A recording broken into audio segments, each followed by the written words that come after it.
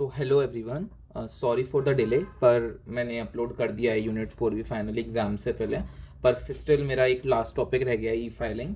तो चलिए बिना टाइम वेस्ट किए हम ऊपर के 3 टॉपिक्स कवर कर लेते हैं।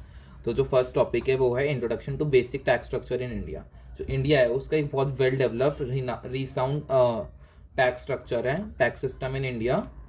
वो जो है टैक्स सिस्टम है इंडिया का, वो 3 टियर सिस्टम है, जिसमें बेसिकली सेंट्रल गवर्नमेंट होती है, स्टेट गवर्नमेंट होती है और एक लोकल गवर्नमेंट होती है। और सेकेंड है, जो गवर्नमेंट होती है वो कोई भी टैक्स इम्पोज नहीं कर सकती until the law has passed it. मतलब कि अगर लॉ ने नहीं बोला है जब तक कोई भी गवर्नमेंट टैक्स का इम्पोज नहीं कर सकती है हमसे। थर्ड इज, जो सेंट्रल गवर्नमेंट होती है इन इंडिया वो लिवाइज करती है बेसिकली डायरेक्ट टैक्स, जैसे कस्टम ड्यूटी हो गया, इनकम टैक्स हो गया, ये सब।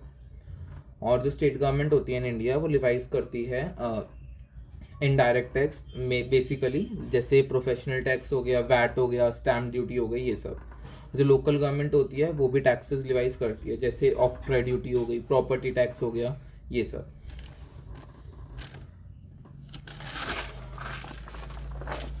ठीक है, क्या क्या एस्पेक्ट्स होते हैं पर्सनल टैक्स प्लानिंग के। सबसे पहला होता है short range tax planning. Short range tax planning क्या करता है? शॉर्ट रेंज टैक्स प्लानिंग में टैक्स प्लानिंग जो करी जाती है वो at the end of the fiscal year करी जाती है। इसमें जो इन्वेस्टर्स होते हैं वो सर्च करते हैं उन तरीकों को जिससे हमारी टैक्स लायबिलिटी रिड्यूस हो सके, और ये सब लास्ट ईयर में प्लान किया जाता है। और शॉर्ट रेंज टैक्स प्लानिंग सबसे ज़्यादा कम समय में बहुत ज़्यादा high substantial tax savings show करती है। ठीक है, फर्स्ट ये हो गया। सेकंड वन है long term tax planning. Long term tax planning में क्या होता है? लॉन्ग टर्म टैक्स प्लानिंग में जो टैक्स पेयर होता है वो एक फॉलो करता है एक plan through out the year, और यहाँ पे आपको इमीडिएट टैक्स बेनिफिट देखने को तो नहीं मिलता, पर लॉन्ग रन में आपको डेफिनेटली एक अच्छा टैक्स प्लानिंग बेनिफिट देखने को मिलता है। Third is permissive tax planning.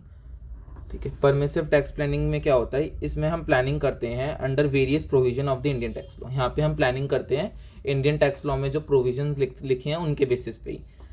मतलब कि इसमें जो टैक्स प्लानिंग होती है इन इंडिया वो काफ़ी सारी प्रोविजंस को अवेल करते हैं, जैसे डिडक्शन हो गया, एग्जेम्पशंस हो गया एंड इंसेंटिव्स हो गए।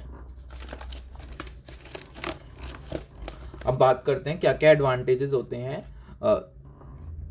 टैक्स प्लानिंग के। टैक्स प्लानिंग का जो फर्स्ट एडवांटेज है वो ये है कि इसमें हम टैक्स रिडक्शन को क्लेम कर सकते हैं और अपना जो एक्सेस अमाउंट हमने टैक्स पे किया है उसको हम बचा सकते हैं। The second is tax liability को रिड्यूस करना। ठीक है, टू रिड्यूस टैक्स लायबिलिटीज। तो यहाँ पे जो टैक्स प्लानिंग होता है वो मदद करता है हमें रिड्यूस करने में tax burden bye availing the benefit of tax planning investment scheme.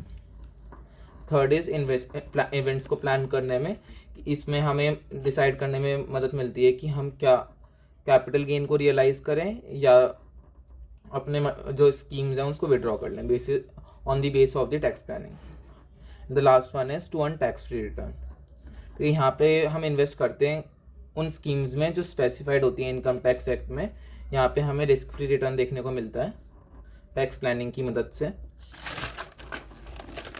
चलो, जो लास्ट टॉपिक है वो हमारा है exemptions and deductions for individual. तो एग्जेम्पशन क्या होता है?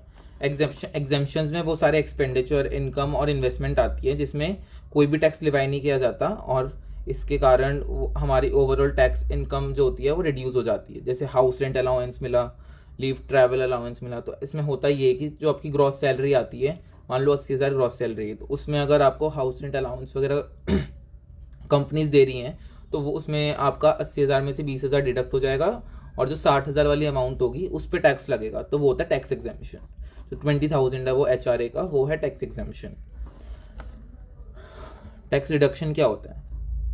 टैक्स रिडक्शन होता है हमारा कि जब ग्रॉस इनकम निकल जाती है तो जो हमारा इनकम टैक्स एक्ट है वो उसने हमें अलाउ कर रखा है कि हम कुछ अमाउंट इनकम से डिडक्ट करके अपने इनकम को कम कर सकते हैं। इनकम को कम होने से हम अपनी टैक्सेबल इनकम को भी हम अपना जो टैक्स लायबिलिटी है उसको भी रिड्यूस कर सकते हैं। चलिए बात करते हैं difference between exemption and deduction. ठीक है, इसमें फर्स्ट इज इंसिडेंस। इसमें क्या होता है कि जो तुम्हारा एग्जेम्पशंस होती हैं वो अलाउ करी नहीं, are not included in your taxable income, और डिडक्शन में ये इंक्लूडेड होती है तुम्हारे इनकम में एग्जेम्पशन। ठीक है, और सेकंड इज एप्लीकेशन। तो इसमें जो एग्जेम्पशंस होती हैं वो अप्लाई करी जाती हैं under each head of income at to get the taxable amount. Taxable amount निकालने के लिए हमें ईच हेड ऑफ इनकम में लिखा हुआ होता है तुम्हारा, और डिडक्शन में हमारा डिडक्शन जो होती है वो अप्लाई करी जाती है ग्रॉस टोटल इनकम पे। And the third is significance. ये टैक्स एग्जेम्पशन में वो आइटम्स होती हैं जो टैक्सेबल नहीं होती, और डिडक्शन में वो आइटम्स होती हैं जो टैक्सेबल होती हैं, बट कुछ प्रोविजन ऑफ एक्ट की मदद से जो टैक्सेबिलिटी होती है वो रिड्यूस हो जाती है। And the last one is applicability.